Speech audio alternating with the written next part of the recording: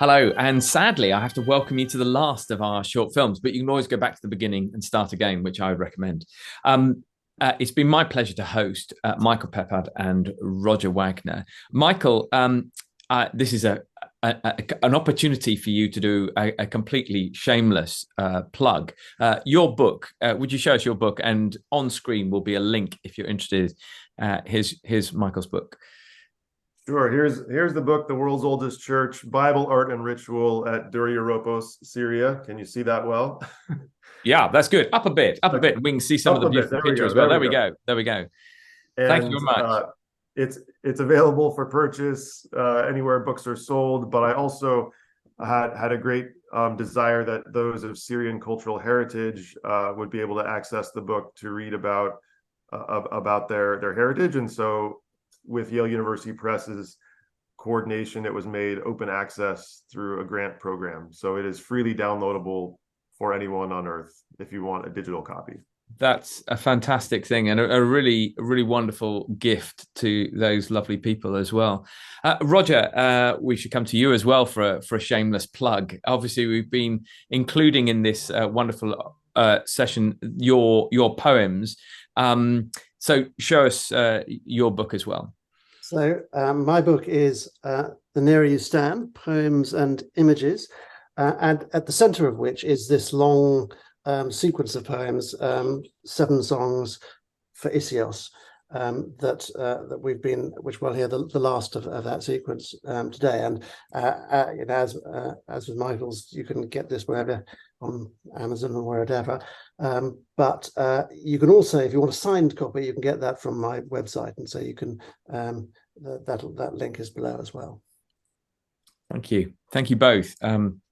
Total pleasure. Well, we do come to the final of these talks, and sadly, we come to destruction and chaos, which always seems to be the culmination of some things, or maybe there's a new day beyond that as well.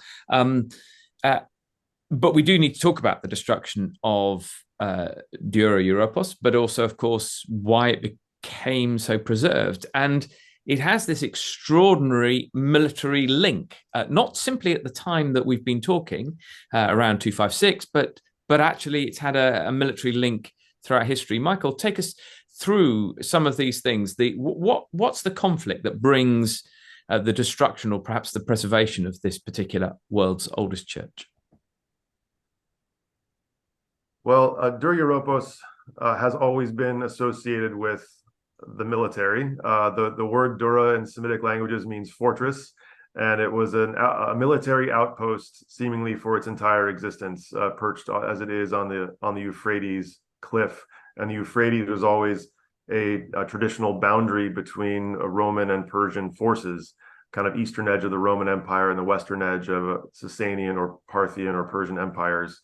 So the battle for the river was always a battle for control, a battle for power. There are really 3 wars that we can think with Dura through these 3 wars. The first would be this battle of between the Sasanians and the Roman garrison that culminates around the year 256 of the Common Era.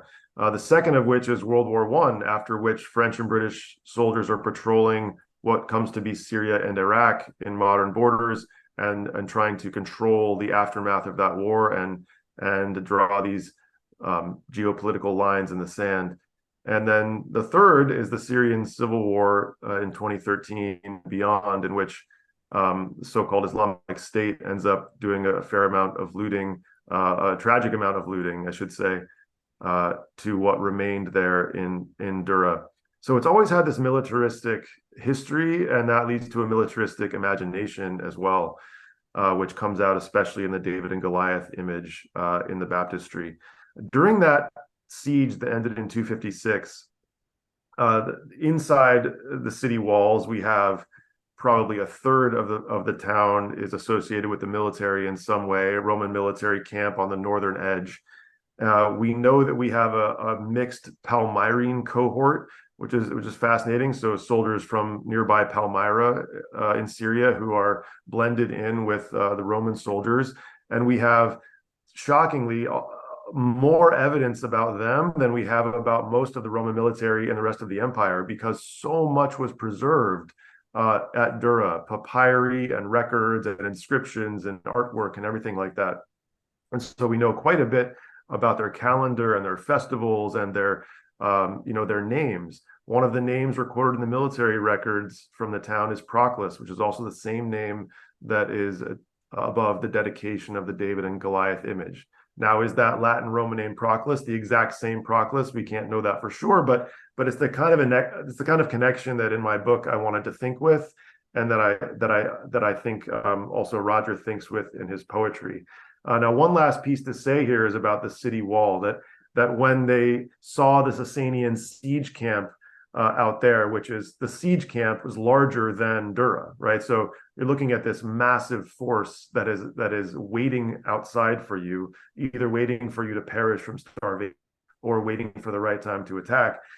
You see that out there, you have to be thinking, this is a Goliath, right? We are David, this is a Goliath outside, and we don't know what to do. We don't have any chance. But what do? They build a rampart, a defensive buttressing of their western city wall. And so that for us, for later historians, preserves what's along the western wall, what archaeologists call Wall Street, which include both the church and the synagogue and other buildings. And then they kind of fight over this wall. So there are archaeological studies of the attempts to undermine the wall, and then from inside the Roman garrison countermining and actually having warfare underground in these mines, which led archaeologist Simon James to note that this is our first evidence of chemical warfare in military history, because there was a noxious gas that was burned underneath by the Sasanians in order to attack the Romans who were in the mines underneath. So, like I said, a story of many wars, both tragic and heroic here at Dura, and it affects the way that they view the world. That's absolutely fascinating, and both a tragedy, of course, that conflict takes place anytime, but also miraculously, the building of this rampart actually preserves this area for posterity. So that's part of the richness of it. Roger, you have kind of reflected on Isseos, and you've kind of imagined yourself into that last great battle around 256. Do you want to just tell us a little bit about your reflections, and then bring our series to an end with your poem? Yeah. Well, I mean, I was actually reading Michael's book and reading Simon James's account of this sort of last battle and the use of chemical warfare on the day when we heard the news of the chemical weapons being used in Idlib in sort of Syria, and this, people just being gassed and sort of children sort of dying. And I'd also been reading about what had been happening in Dura, I mean, which was with IS, and there's a village just across the river where people were beheaded and crucified, and it was 700 were killed. And it's just horrific sort of stories. And of course, I'd sort of met all the people on the and these little children, and this was 10 years before that, and so I couldn't help thinking of what was happening to them. And when I heard actually what was happening to Dura, that I had brought in digging, heavy machinery to dig up the to look for sort of treasure, and had destroyed all the archaeology. I don't know if we know how much of the church survives actually at the moment. There's not much news that's even now is coming out, but we did know that the person who was in there was a sort of wonderful man who went around on his motorbike taking tourists, and who was apparently beheaded. So it was horrific to read all this. And so the poem that I wrote sort of started with actually the destruction of all this history. And then it goes to the imagining of what it that earlier destruction might have been like. But then I didn't want to end there. I wanted to sort of take it beyond that, because the church was also a witness to a hope. And, Michael was talking about the door that's painted, an open door that's sort of painted in the church. And so I just, years ago, I sort of painted a very sort of strange picture, which had it was a kind of a crucifixion with sheep rather than people beneath it, and it had a sort of sky which looked like an open door, and so it's kind of, the poem ends with this kind of image. So it's shall I read the? It's a yeah, please do. Please. It's poem 7. To sow the fields of time with salt, to scar out memory with hate, to desolate forevermore the city once left desolate, to hollow history out with pits, to hollow out ourselves with hate, becoming here forevermore a city now left desolate. Our names are scratchings on a wall that fade towards an unknown fate. Our lives are lost beyond recall, and having breathed the poisoned air, are buried under rubble where the cities now stand desolate. We saw the Persian armor glint, and through the sandstorm heard their tread. We trusted God and fought our fight, yet all Christ's little flock are fled.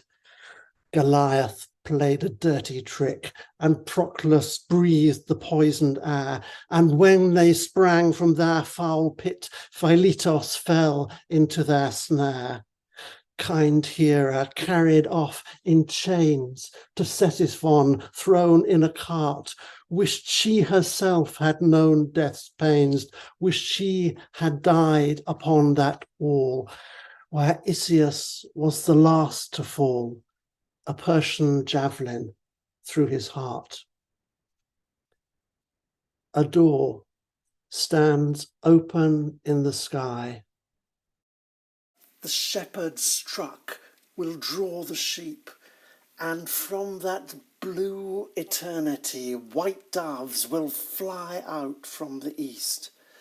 The names once scratched upon a wall are written in the book of life, and those who passed beyond recall are found again in paradise.